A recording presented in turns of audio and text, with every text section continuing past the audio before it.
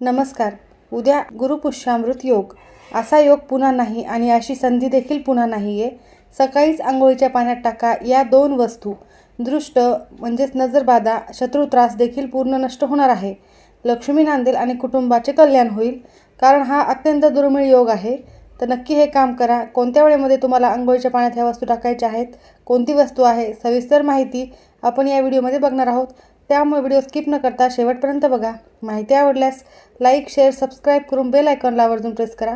Comment बॉक्समध्ये ओम नमो भगवते वासुदेवाय नमः, ओम श्री महालक्ष्मी नमो नमः लिहायला अजिबात विसरू नका. गुरुपुष्यामृत योग किंवा गुरुपुष्य योग हा ज्योतिषशास्त्रातील अत्यंत शुभ मानला जाणारा योग आहे. जेव्हा गुरुवारी पुष्य नक्षत्र येते तेव्हा हा योग तयार होत असतो. पुष्य नक्षत्राला नक्षत्राचा राजा मानले जाते कारण तो पोषण आणि समृद्धी देणारा आहे. या नक्षत्रात देवी लक्ष्मीचा जन्म झाला होता अशी देखील मान्यता आहे.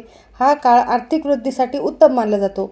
या योगात केलेले कार्य हे अक्षय आणि लाभदायक ठरत असतात. म्हणून या काळात आपल्याला हा उपाय करायचा आहे. तुम्ही काहीच नाही केले तरी चालेल, पण आंघोळीच्या पाण्यात या वस्तू टाका. तुमच्यावर लागलेली कोणतीही दृष्ट ही दूर होणारच आहे. कधी कधी आपण बाहेर जात असतो आणि कुठली जागा चांगली नसते, तिथून एखादी नकारात्मक शक्ती आपल्यासोबत आपल्या घरी येत असते आणि त्यामुळे घरामध्ये सतत वादविवाद, भांडणे किंवा अनेक समस्यांना सामोरे जावे लागणे, क्षुल्लक कारणावरून वाद होणे, अशा अनेक समस्या असतील.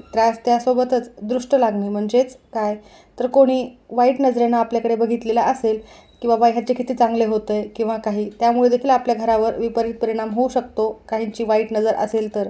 आणि शत्रू त्रास देखील असतो. काही लोक आपल्या तोंडावर गोड बोलतात, माघारी आपल्याविषयी सतत काही ना काही वाईट विचार करतात. तर अशा लोकांचा शत्रू त्रास नष्ट होण्यासाठी देखील हा उपाय खूप प्रभावशाली ठरणार आहे. तर तुम्हाला हा उपाय करायचा आहे. यासोबत एक मंत्र देखील म्हणायचा आहे.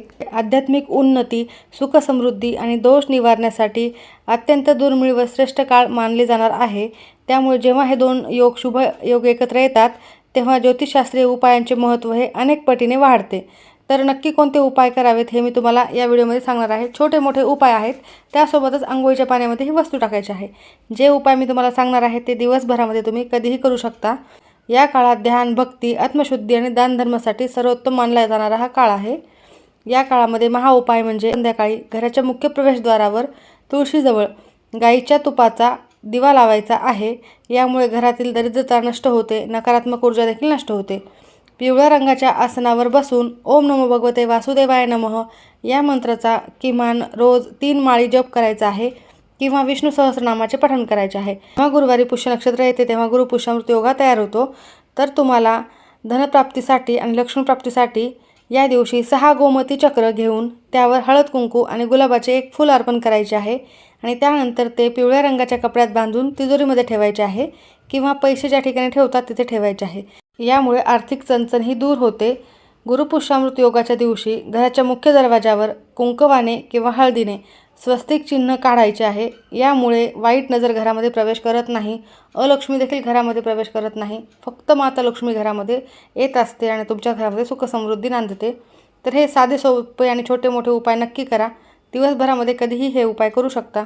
या शुभयोगावर निसर्गाशी आणि देवाशी जोडल्या गेलेल्या या वस्तूंचे वापर आपण आंघोळीच्या पाण्यामध्ये केल्याने विष्णू भगवान आणि गुरुमाऊलींचे आशीर्वाद नक्कीच आपल्याला प्राप्त होतात. तर तुम्हाला मी यामध्ये महत्त्वाच्या वस्तू सांगणार आहे ज्या आंघोळीच्या पाण्यामध्ये टाकल्याने तुमचे नक्कीच सर्व जे काही वाईट शक्ती आहे ती नष्ट होणार आहे आणि नकारात्मकता देखील नष्ट होणार आहे, अडीअडचणी देखील संपणार आहेत. तर तुम्हाला यातील जी महत्त्वाची आणि योग्य वस्तू वाटेल, जी समस्या तुमच्यावर आहे तीच वस्तू तुम्ही आंघोळीच्या पाण्यामध्ये टाका किंवा सर्व वस्तू तुमच्याकडे असतील तर त्या सर्वच टाका. कारण प्रत्येक वस्तूचे महत्त्व हे एक विशेष आहे. गुरुपुष्यामृत योगावर आंघोळीच्या पाण्यामध्ये सर्वप्रथम थोडेसे गंगाजल आणि हळद टाकून स्नान करणे प्रभावी मानले जाते. परंतु तुम्हाला या स्नानाच्या वेळेला नुसतेच टाकायचे नाही आहे, तर मंत्र देखील म्हणायचा आहे. तो मंत्र मी तुम्हाला पुढे सांगणार आहे. धर्मशास्त्रानुसार हा काळ श्रीहरी विष्णूंच्या पूजेसाठी सर्वोत्तम मानला जातो. या विशेष नक्षत्रावर विशिष्ट वस्तू टाकून अंघोळ केल्यास नजरदोष, शत्रुत्रास हा नष्ट होतो, कुटुंबाचे कल्याण होते. तर सर्वप्रथम अंघोळीच्या पाण्यामध्ये टाकायची वस्तू ती म्हणजे गुरुवारी किंवा गुरुपुष्यामृत योगावर अंघोळीच्या पाण्यामध्ये चिमूटभर हळद टाकायची आहे. यामुळे गुरुग्रह बलवान होतो, नकारात्मक ऊर्जा नष्ट होते, शत्रूंचा त्रास देखील कमी होतो. गंगाजल टाकायचे आहे. यामुळे सर्व पापाचे क्षालन होते आणि कुटुंबात सुख शांती नांदत असते. त्यानंतर नजर दोष किंवा शत्रूचा त्रास नष्ट करायचा असेल तर अंघोळीच्या पाण्यामध्ये थोडेसे काळे तीळ टाकायचे आहे आणि याने स्नान करायचे आहे. यामुळे वाईट नजर दूर होत असते. त्यासोबतच अत्यंत प्रिय विष्णूंना असलेली विष्णुप्रिया म्हणजेच तुळस ही अंघोळीच्या पाण्यामध्ये टाकल्याने आजारपण दूर होते आणि सुखसमृद्धी येते. तुळशीचे तुम्हाला 1 ते 2 पान अंघोळीच्या पाण्यामध्ये टाकायचे आहेत. आदल्या दिवशी तोडून ठेवा किंवा मग तुळशीच्या आजूबाजूला खाली पडलेली असतील ती पाने घेतली तरीही चालेल. आध्यात्मिक आणि ज्योतिषशास्त्रीय दृष्टिकोनातून हे अत्यंत फायदेशीर मानले जाते.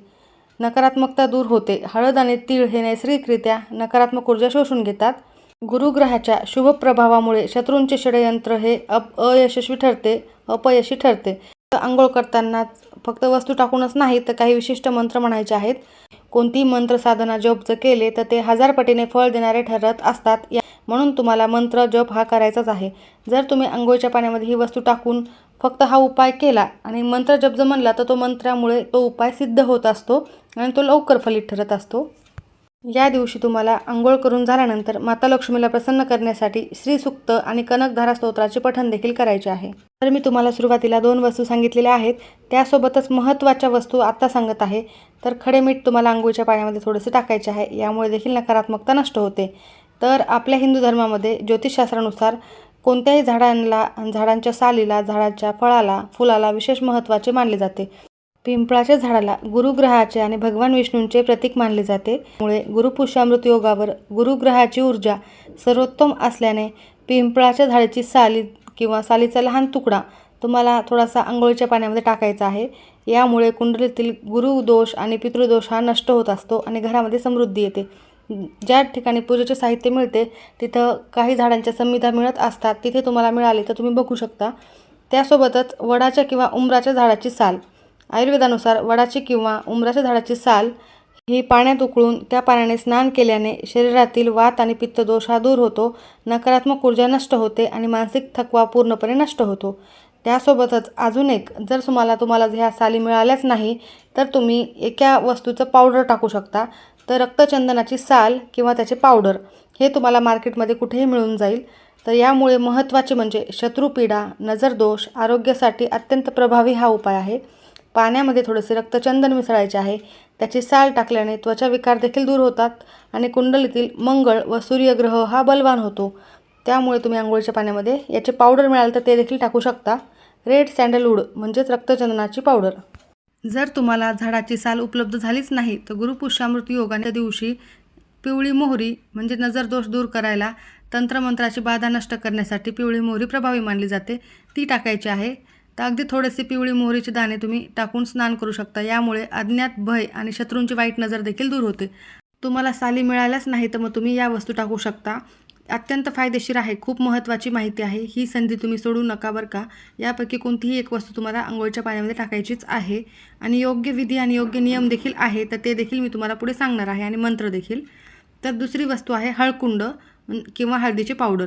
गुरुपुष्यामृत योगावर गुरुग्रहाचा योग हा आहे. एक अखंड हळकुंड किंवा चिमूटभर हळद तुम्ही अंघोळीच्या पाण्यामध्ये टाकून स्नान केल्याने भाग्य उजळते, विवाहातील अडथळे दूर होतात, लक्ष्मी प्रसन्न होते.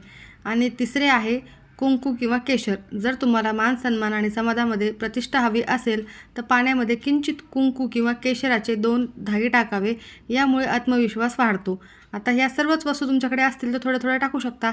त्यापैकी एकही टाकू शकता, 2ही टाकू शकता. साल मिळाली तर साल टाका. नसता तुमच्या घरामध्ये असलेल्या या वस्तू प्रत्येकाच्याच घरामध्ये असतात तर ते टाकू शकता. प्रथमतः योग्य नियम काय आहेत ते बघूयात. तर तुम्हाला ही आंघोळ ब्रह्ममुहूर्तापासून ते तुम्ही ज्या वेळेला आंघोळ करणार आहेत तोपर्यंत तुम्ही हे काम करू शकता. जसे की 8:30-9 वाजेपर्यंत केले तरी चालेल. तर नेहमीप्रमाणे साबण लावून स्वच्छ आंघोळ करून घ्यावी. शेवटीच्या तांब्यात औषधी स्नान ज्याला आपण म्हणतो, एका वेगळ्या बादलीत किंवा एका तांब्यात वरीलपैकी कोणतीही एक वस्तू, उदाहरणार्थ पिंपळाची साल किंवा हळद किंवा कोणतीही एखादी वस्तू पाण्यामध्ये टाकून ते पाणी शरीरावरून, डोक्यावरून पायापर्यंत ओतावे आणि संकल्प किंवा मंत्र म्हणायचा आहे.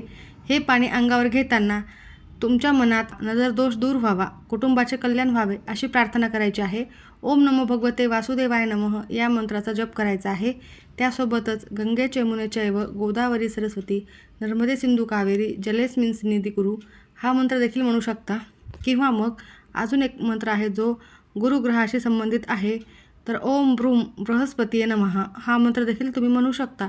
तर या प्रकारे तुम्ही जर या वस्तू अंघोळीच्या पाण्यामध्ये टाकून हा मंत्र म्हणून स्नान केल्याने निश्चितच तुमच्यावरील कोणतीही दृष्ट, वाईट बाधा, करणी बाधा, शत्रुत्रास हा 100% नष्ट होणार आहे. कारण हा योग पुन्हा पुन्हा येणार नाही. तर तुम्हाला या विशेष योगावर निसर्गाशी आणि देवाशी जोडल्या गेलेल्या या वस्तू टाकून स्नान केल्याने भगवान विष्णू आणि गुरुमाऊलीचे आशीर्वाद नक्कीच प्राप्त होतात. तुमच्या मनोवांछित इच्छा देखील पूर्ण होतात. कुटुंबाचे कल्याण होते. आवर्जून करा. घरामध्ये सुतक असेल तर हा उपाय कोणालाही करता येणार नाही. स्त्रियांना मासिक धर्म असेल तर त्यांनी सोडून इतर कोणीही हा उपाय केला तरी चालेल. आवर्जून करा. माहिती आवडल्यास लाईक करा. सर्वांचे खूप खूप धन्यवाद.